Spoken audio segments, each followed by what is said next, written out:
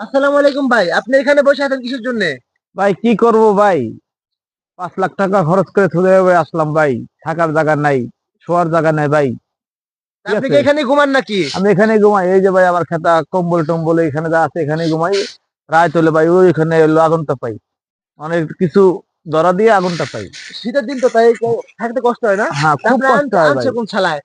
আনছে দালাল, ঠিক আছে, যে বলছে যে ভাই এসিবিতে ডিউটি, ঠিক আছে, অফিস ক্লিনার, আউটডোর ইনডোর, ঠিক আছে, ক্লিনার। কিন্তু এখানে আসার পরে ভাই কি একটা যন্ত্রণা হইতে পড়ে গেছে ভাই।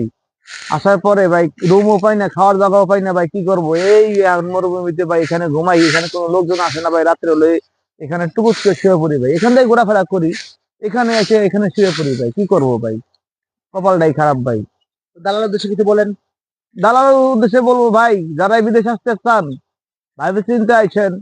যারাই বিদেশ আসবেন, নিজস্ব আপন লোক যদি কেউ ভিসা দেয় আসবেন, কিন্তু দালালে ফক করে পড়বেন না ভাই। এটাই রিকোয়েস্ট। আর একটা রিকোয়েস্ট করি ভাই, আপনার কাছে কোনো কাজ কাম আছে? দেখি আমি আপনার জন্য চেষ্টা করব, যেহেতু আপনি আমার বাংলাদেশি ভাই, তো আমি আপনার জন্য চেষ্টা করব। যদি কাজ কাম পাই তাহলে আমি আপনাকে নিয়ে যাবো। তবে চলেন আমার সাথে আজকে রুমে, আমার রুমে খালি আছে, আমার রুমে চলে আসুন ভাই, আসুন। ওকে ভাই, ভাই আসুন, ওকে ওকে ওকে। আসুন ভাই, আসুন। আর যান, ওইদিকে আমার রুম, ওইদিকে ওইদিকে। আসেন না ভাই, আসেন ওকে আসেন, ওকে। কি আর